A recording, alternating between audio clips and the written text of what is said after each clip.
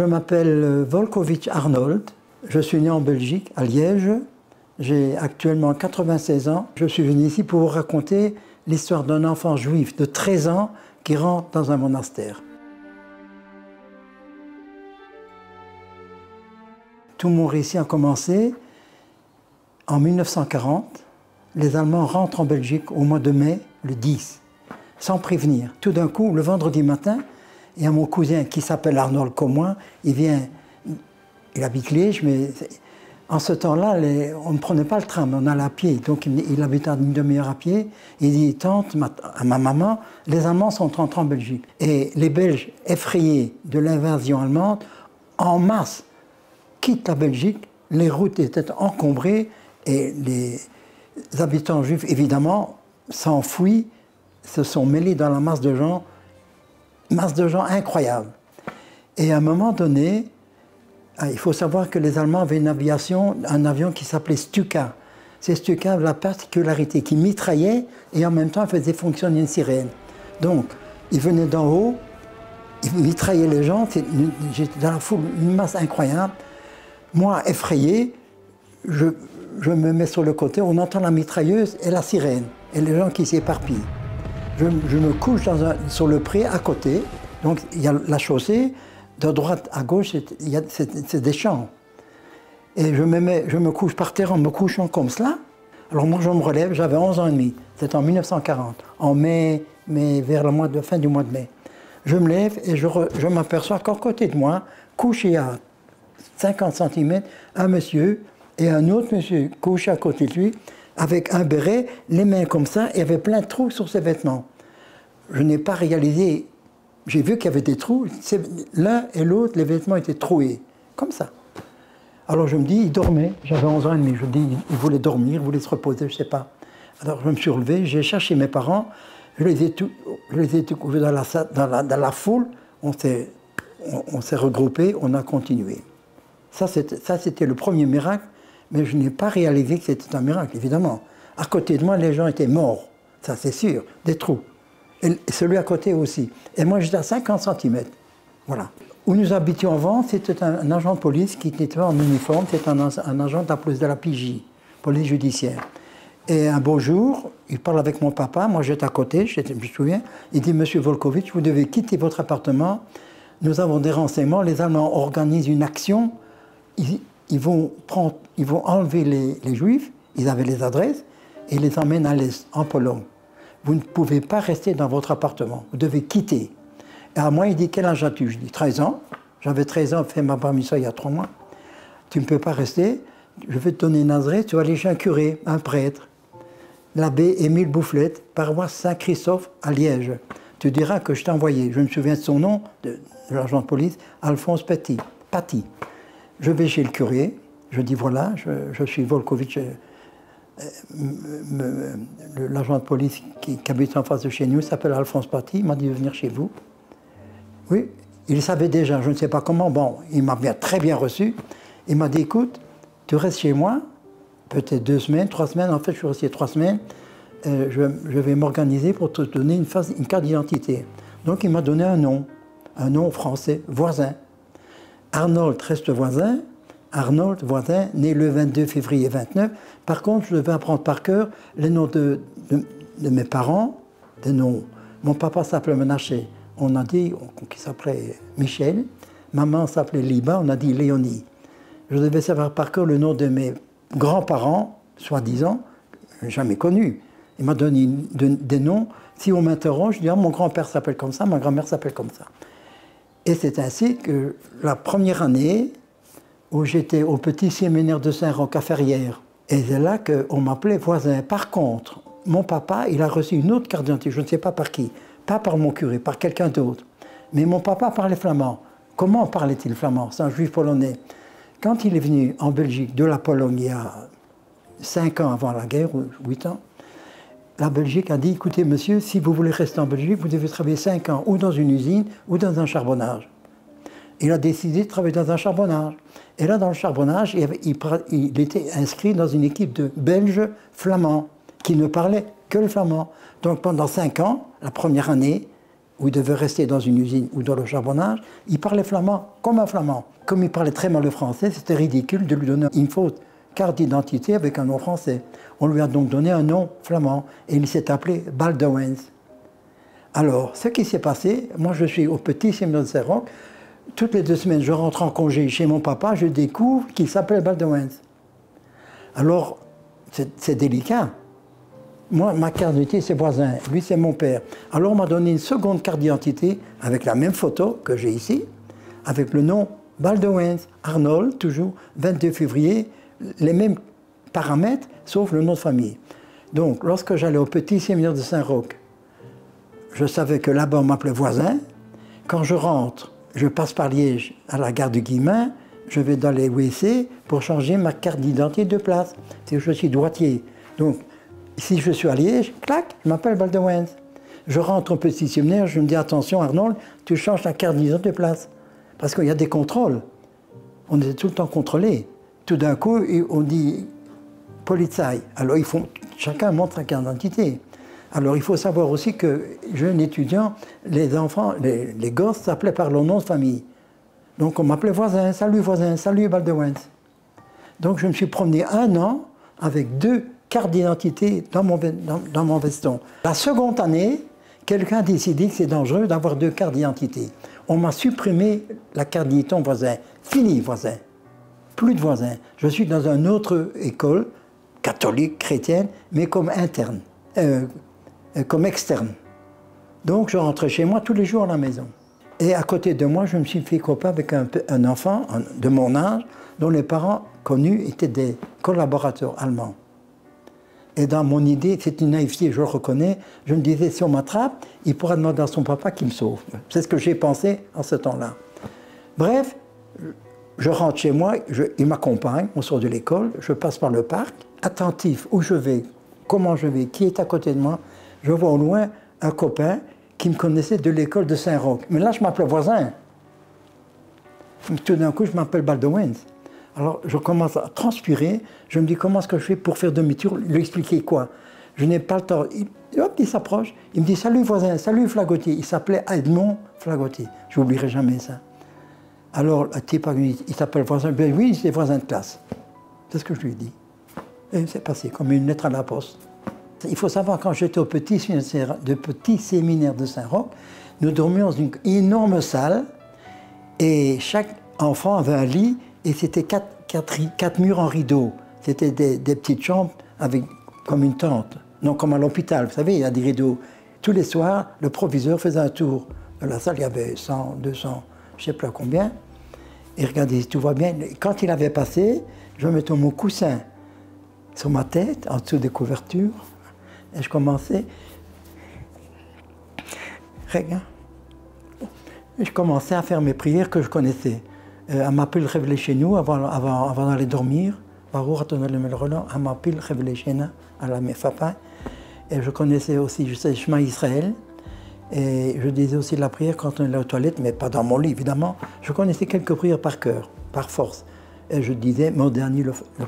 Et le soir, je demandais pardon en ribonnant chez l'Olam parce que je m'agenouillais devant l'église et les juifs, on ne peut pas s'agenouiller. Et voilà. Seulement, je n'ai jamais accepté d'aller devant l'office de l'église et mettre l'hostie dans la salle. Je n'ai jamais voulu. Je l'ai fait, mais on n'est pas obligé d'y aller parce qu'on avait un bon prétexte. On devait aller à l'hostie si on était passé par un confesseur. Donc je pouvais toujours dire, je ne suis pas allé par le confesseur. On ne m'a jamais posé la question, donc je n'ai pas eu à répondre. Mais il y avait beaucoup, ils étaient énormément. Hein. Entre parenthèses, j'ai découvert qu'il y avait un enfant juif parce qu'il avait l'air d'un juif. En quoi il avait l'air d'un juif? Il marchait comme ça. Il avait peur. La peur se lisait sur son visage. Et moi, j'ai des yeux comme des reines qui viennent tarte. Alors je l'ai vu, j'ai compris, oui, j'ai fait un détour pour ne pas être enfant ni à côté de lui. Donc je suis dans la période où je vais au petit séminaire de Saint-Roch, mais je rentre toutes les 2 semaines. En ce temps-là, sous l'occupation allemande, on faisait la queue pour tout. Pour 1 litre de lait, pour du pain, pour des légumes, pour tout. Pour les transports, il fallait attendre un temps fou. C'est pas comme maintenant, on attend 10 minutes. Donc je rentre dans l'autobus, bourré à monte, et un jeune copain de ma classe qui me connaissaient sous le nom de Volkovitch, puisque l'année d'avant, j'étais à l'Athénée Royal de Liège.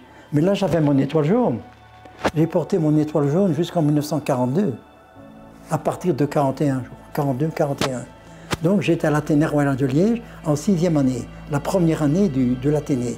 Et il était dans ma classe, donc il savait que j'étais juif, évidemment, puisque j'avais l'étoile jaune. Alors, l'année d'après, il me voit dans l'autobus sans étoile. Et voilà ce qu'il me dit. Je n'oublierai jamais. Tu ne portes pas ton étoile jaune comme ça. Alors, je ne suis pas pris au dépourvu. Je lui réponds, ah, tu ne sais pas ce qui est arrivé. Je me suis disputé avec l'entraîneur, il voulait me mettre en avant. Je parle comme si c'était un club de football. Et j'avais remarqué, dans l'autobus, il y avait une publicité sur club de football Étoile Blanche. Et ça m'a fait un déclic.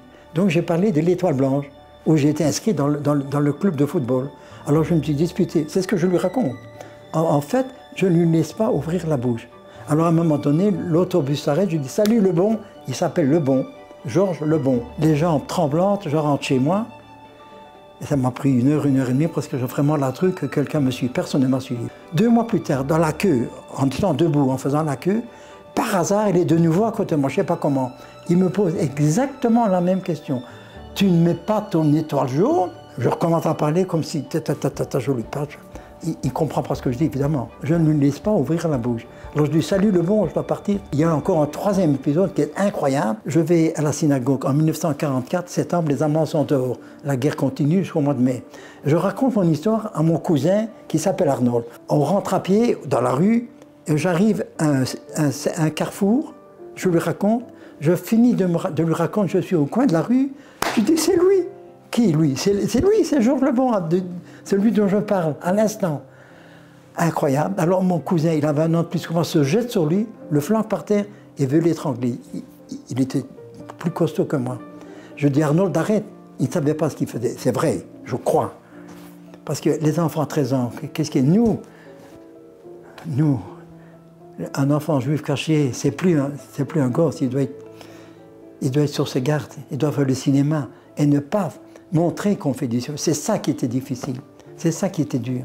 C'est pas de faire du cinéma, je veux faire du cinéma, je veux faire le clown. 1 heure, 1 demi-heure, il fallait que je me fasse chrétien du matin en me réveillant jusqu'au soir. C'est ça, tous les jours. J'ai 13 ans, et je dis, monsieur l'abbé, il s'appelle Émile Boufflette, paroisse Saint-Christophe à Liège. Monsieur l'abbé, écoutez, faisons rendez-vous, moi je ne reste pas en Belgique. L'Allemagne perdra la guerre, nous sommes en 1942. L'Amérique était déjà contre l'Allemagne. Je suis persuadé, j'avais 13 ans et demi. Alors moi je dis que dans 5 ans, en 1947, moi je serai en Israël, c'est là que je vais vivre, je ne veux plus rester en Belgique. Alors rencontrons-nous à Jérusalem dans 5 ans. Nous sommes en 1942, nous nous rencontrons en 1947. Quand? Du 1er au 15 août, c'est moi qui décide, hein? C'est moi qui pose. Et du 12 de midi à 2 heures. Ou dans le centre, dans chaque ville il y a un centre. Le premier attend l'autre. Parce que faire un rendez-vous 5 en avance, il faut donner une large de temps pour se rencontrer, parce qu'on peut avoir en retard. Il est d'accord, on se serre la main, conclu, marché conclu. Et là, je l'ai quitté. Alors, il faut que vous sachiez, mais c'est encore un autre roman, j'arrive en Palestine en 1946. Je me dis, ah, j'ai rendez-vous avec le prêtre, avec l'abbé Boufflette. Alors je vais au rendez-vous. J'étais dans une université, pardon, dans une yeshiva Trevron, Geoula, Mea Sharim. C'est une yeshiva extrêmement réputée en Israël, comme Harvard en Amérique. Attention, je n'étais pas au niveau des étudiants, j'étais au niveau le plus bas, 0. Et le Rosh Yeshiva, gentiment, il m'a proposé, ici dans mon établissement, 4 élèves dans une chambre. Toi, je te donne une chambre pour toi tout seul. Tu sors, tu fais ce que tu veux étudier, bon. C'était la première fois qu'il voyait un rescapé de la Shoah. Et il m'a donné 2 étudiants, un qui m'a appris l'hébreu en apprenant l'Ancien Testament, le Chumash, Baruch Ata, et non pas Boriratu comme les Ashkenazim, et un autre qui m'a appris comment construire une soukha en yiddish. C'était la seule langue que je parlais en ce temps-là, français et yiddish. Et un peu de flamand, mais pas tellement. Et là, je suis resté 6 mois, j'étais heureux comme un roi.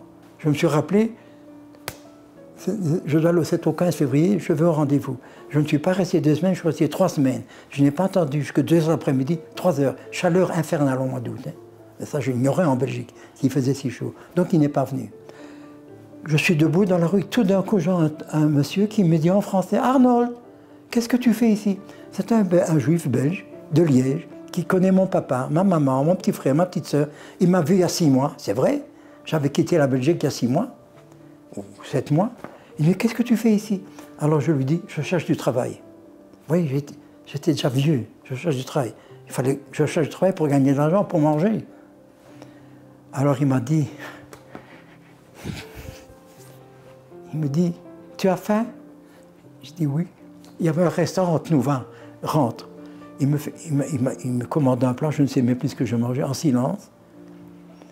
Et puis il me dit, t'as encore faim? Je dis oui. Il se voit un second plat.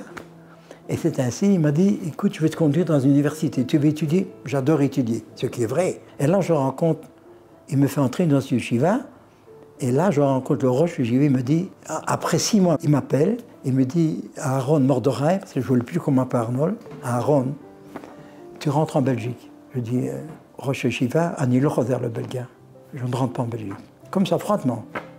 Il m'a dit, alors, c'est bon, je pars. Il me dit, non. C'est Kibbutz Av. Il dit, tu vois la porte qu'elle a? Je dis, oui. Je te promets, quand tu auras 18 ans, je t'accueille à bras ouverts. Il m'a dit ça. Et j'ai déjà un ticket de bateau. Pas d'avion, évidemment, c'était en 1945. Et il m'a dit, tu vas rentrer, c'est Kibbutz Av, tu dois rentrer. J'ai la lettre, elle est là. Et 2 Bachor Yeshiva vont t'accompagner jusqu'au port. Pour être sûr que je rentre, ça ne me l'a pas dit. Effectivement, 2 jeunes gens m'ont accompagné jusqu'au port de Haïfa. En ce temps-là, le port de Haïfa était un petit port de rien du tout. Il y avait le quai puis le bateau. Le bateau s'appelait La Providence, un bateau français, je me souviens très bien. Et je suis monté sur le bateau, ils attendent sur le quai jusqu'à ce que le bateau t'afflique, le bateau s'en aille. Et voilà, je suis rentré en Belgique. La première chose que je fais en rentrant à Liège, tout de suite, je dis, j'embrasse mon papa, ma maman, je dis, je dois aller voir l'abbé, pourquoi il n'est pas venu? Tout de suite. J'étais d'une heure à la maison, je rentre, je vais chez les parents, je frappe à la porte. Ils me reconnaissent tout de suite, ils m'ont vu il y a 1 an. Arnold, bonjour. Je dis, où est l'abbé? Tout de suite, je dis, où est l'abbé?